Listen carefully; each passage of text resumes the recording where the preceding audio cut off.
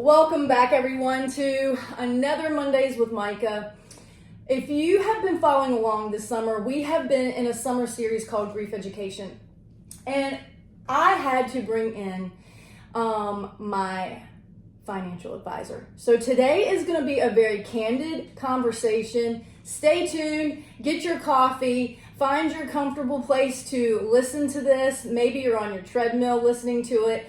Maybe you're in your car, but tune in because this is probably going to be one of the best, most thorough interviews that I've done when it comes to financial education and what to do about life after loss. So I'm excited for today's episode and to introduce you to someone who I met earlier in my journey, my financial advisor, Meghan Councill. As many of you know, have heard me say before, we do not know it all. But we do need to know who to ask when we have questions. Who are the trusted advisors that handle our affairs? What does handling our affairs even mean? These people can be critical helpers to leverage the grief. In my story, the gift Ben gave me was preparedness. Little did we know that he would be leaving this world at such a young age. But luckily, prior to that happening, he put life insurance in place, helping our family prepare for something none of us could have seen coming. I want to start with our origin story to let listeners know how you and I came to know each other and work together. Of course, and thank you for having me today, Micah. As Micah mentioned, my name is Meghan, and I've been a financial advisor for 14 years with Davenport & Company. I know this is a goal that you and I have talked about for some time, so I am thrilled to have the opportunity to discuss preparedness and hopefully give listeners some actionable ideas today. Awesome. Before we dive in, I need to do some disclosures here based on the opinions that are going to be shared. So any opinions expressed here are that of myself, Meghan Councill, and do not represent the opinions of Davenport & Company, LLC. The information provided in this presentation is intended for educational purposes only. It is not a solicitation of advisory services or brokerage services. Davenport & Company, LLC is a financial services firm and does not provide tax or legal advice. Please do consult your professional accounting or legal advisors prior to taking or acting on any information provided by us that may affect you in these areas. Thank you for that. Now, on to our origin story. Micah and I met through a mutual friend and lawyer after the tragic passing of her husband in 2017. The conversation really did start because you had received life insurance, as you mentioned, and needed to discuss planning for yourself and your two small children. So at that point, I had one little one at home, and I could not imagine how daunting that must have felt. So I was really thankful for the opportunity to be a part of this team. Maybe you could spend a minute telling everyone how you managed to build a support system early on. It was indeed challenging. I had several meetings that included my lawyer, accountant, and you as the financial advisor. Together, we built what I like to call my entourage, which allowed me to focus on my grief and my children while you all handled my financial needs. It was difficult and took time. That's why I want to help others. Whether you've encountered loss or are trying to learn from others who already have. Today we want to cover a few lessons I learned along the way. You mentioned preparedness. What steps do you recommend people to take to help ensure they are prepared for unexpected events? Sure. First, it's important to know where you stand financially. That's good. Actionable idea number 1. Do an inventory of your assets and make a list. This could include anything of value. So think your home, your vehicles, your financial accounts, which may include retirement plans, bank accounts, investment accounts, insurance, or anything else that falls in that category. Where appropriate, also include contact information for each of those accounts. This could be as simple as a name and a phone number for where you do business and the company that you work with. And if you want to go a step further, you can always include the professionals that you work with. So think banker, financial advisor, accountant, lawyer, homeowner's insurance agent, car insurance carrier, your mortgage banker, even your doctor. Having that list can be really helpful. And the help is that it can get very overwhelming. And when we are more prepared, then we can just flip to our handy dandy notebook and find the contact information that we need. So, in my case, I tracked that information down and then had to put it together by my team. Maybe you could speak to how working with other professionals in my life to put together a plan. Absolutely. Creating your entourage, which I love, of professionals and letting them communicate with each other when and where appropriate can be a valuable step and another actionable idea. You may already work with one of these professionals. Ask for referrals from the people that you're already working with and enjoy working with. If you have not worked with these type of professionals in the past, you could reach out to your Chamber of Commerce. You could look for online referrals and search for recommendations. One of the most important lessons in this step is do not be afraid to ask questions and bring as much information as you can to these meetings. Could you give us an example of a specific consideration that would be top priority? This could be in general, but also very important after the passing of a loved one. Absolutely. Making sure to have the correct beneficiaries on financial accounts and ensuring they're correct on an ongoing basis is very important. So beneficiaries can be named on retirement accounts, on insurance, or on annuities. You can also add what's called a transfer on death or TOD designation, where appropriate, on taxable accounts, bank accounts, and in some cases, even on real estate. This is also why it's so important to have your professionals that are helping you work together and make these decisions, because laws change regularly and can also differ based on the state that you live in. Check your beneficiaries, update your documents if and when necessary, and have successors built into your plan where appropriate. Oftentimes I help clients make a list of accounts that I manage and how they're titled and their beneficiaries prior to them going to meet with their attorney for estate planning purposes. That way, the attorney, by the time you meet with them, can evaluate and recommend changes if necessary. So that's another great example of how your professionals can work together. Now, this topic of preparedness, it seems like, well, these are a lot of steps. Those are very practical steps. How do you suggest people put their plans in place so that it's easier on the after side of the story? Sure. It really starts with thinking through what you want your plan to look like. And realizing plans evolve over time. That's good. So it's important to play out those what ifs. Consider scenarios like losing a spouse, paying debts, saving for college or retirement, education, life goals, all of that. That means taking a two-prong approach. There is looking at your financial plan and your estate plan. And how can you define what a financial plan is for the listeners? Great question. Financial planning considers a person's current financial picture, their short and longer term goals, and then strategies that can be used to meet those goals. It can really help with priority setting, planning to meet future obligations like paying college tuition or something of the like, and how to save to live comfortably in retirement. And how is this different from estate planning? Very important to understand that difference.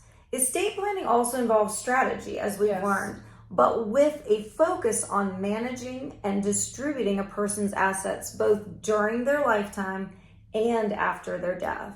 So consult an attorney to discuss your documents. This might include things like a will, a power of attorney, or an advanced medical directive. We won't go too deep in today's discussion because each person's estate plan is and can be very different depending on their family and needs. There are certainly a lot more layers of complexity depending on those factors, but just sitting down with an attorney to review what you have in place and where you can make improvements is the very first step. What do you do when you're done with these plans? Another great question. Keep those documents in a safe place and make sure that institutions that may need those documents have them on file. Excellent. This can help save time, especially if you became incapacitated. If your bank or brokerage firm already has your power of attorney on file and in place, it can save that person the time and steps it would take to find the document and to get it to those institutions that you're working with. That's very thorough advice. What about life insurance? How should people approach that? Everyone's needs are different. So it's important first to educate yourself on what's available and how much is appropriate, right? A common misconception is that you only need enough life insurance to cover your debts or pay them off if your partner or spouse passes away. Other considerations would include things like income replacement, education for your children, and creating a nest egg. Life insurance proceeds are received tax-free after the passing of a loved one. So understanding its purpose and evaluating the amount you have and making sure it's adequate is really important. How often should people revisit their plans? That is yet another great question. Think of it like an annual physical with your doctor. Oh, I like this. Make it a priority and revisit the plan regularly. That way you can empower yourself and others because you're taking actionable steps and asking for help when you need it. The process can feel intimidating, but take it one step at a time. Remember, Rome wasn't built in a day. As we come to an end today, I want to spend some time talking about how our relationships have evolved and my needs, and the plans and desires have evolved over time. This is one of my favorite parts about working with my clients. The reality is that needs, wants, and wishes are going to change over time. And there's strategy involved in meeting those different goals. There's so many factors involved in making big life decisions. There are financial, legal, and tax implications to be considered. And there are different areas that we focus on at different times in our lives and different conversations that we're going to have at different milestones in our lives. We can't know, for example, where our children might go to college, but having a plan and knowing our options and that we have options when the time comes is really important. And that's why it's important to have those conversations early on in our children's lives in that case.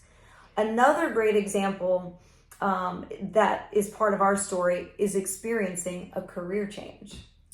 When we started working together, I wouldn't have had the confidence to make the moves I have since in my career. The Widow Walk is something I am so passionate about, but that wasn't even a dream before Ben passed away. We had so many conversations where we have talked through my dreams and how to make them a reality. In those talks, you gave me different considerations from a financial planning perspective to help in timing some of these decisions. That matters too, the timing, y'all. It was those conversations and our planning that helped make those dreams become a reality that I'm still working to build today. I don't want to forget to mention some of the tools you have put in place back in 2017 to help guide me along the way. Could you share some examples of how we created that original roadmap? Absolutely. There were several handouts early on and things that I like to give clients depending on their needs. But in particular, we have one called the Estate Checklist for Survivors that I find really helpful after the passing of a loved one at any age, really.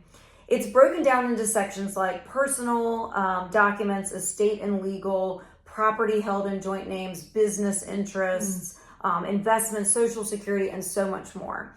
It's a really helpful way, I think, to just navigate, which can be a long list of considerations when we're dealing with grief. I'm a list maker, as you know, and it's been a very helpful tool for my clients because it truly is set up like a checklist. Lastly, I want to talk about something not central to what you do every day. Okay. But a conversation we had recently, as our relationship has evolved, Sure. we talk about so much more than dollars and cents. Mm-hmm. You recently mentioned an ethical will. Can you share more about that idea? This is something a friend shared with me years ago. So an ethical will, which can also be referred to as a legacy letter or a spiritual will, is a document that you create that shares your values. I love okay? that. It shares life lessons, even family history. There is nothing legally binding about this document in particular. It's meant to share what you want your family to remember about you and your life after you're gone. And what a special gift that can be.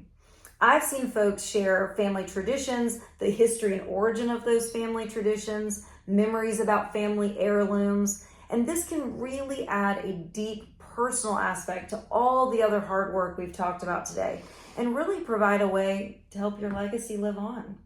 I love that.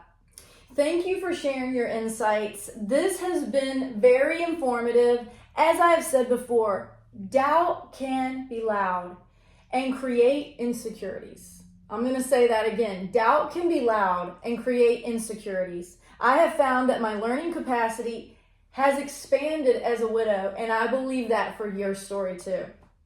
I learned to ask for resources and guidance, and I gave myself grace and time to learn. The relationships I created and fostered took my life as I knew it to another level, a level of understanding and acceptance. Learning how to accomplish my goals and how to go on living an amazing life after such a deep loss. And aside from my portfolio, I have so much to show for all this hard work. In 8 years, we have multiple books, a website, a podcast, this nonprofit, all things I could not have dreamed of, but they are goals I have met working with you. Ben set me up for success, and I plan on continuing to build our legacy, my legacy, together. Thank you so much for having me today, and along with you for the last 8 years. I really hope that this helps others feel more prepared and confident in managing their financial future. So thank you so much for listening today. Stay tuned next week for more grief education. This is titled Leveraging the Grief. If you are considering some of these things, she's not going to advertise herself, but as I said here, over the last 8 years, I would not have been able to accomplish all that I did without having trusty advisors. And we do not have to know it all, y'all. We just have to know the people who do. And they're able to take complex things and simplify it. And what we think is a unique story, they actually have dealt with more often than we thought. And so we can hand over our finances and know that we are in good hands. They did not ask me to say that. I'm saying that here today. Thank you for that. Thank you so much. Stay tuned for next time. Thank Bye. you. Bye.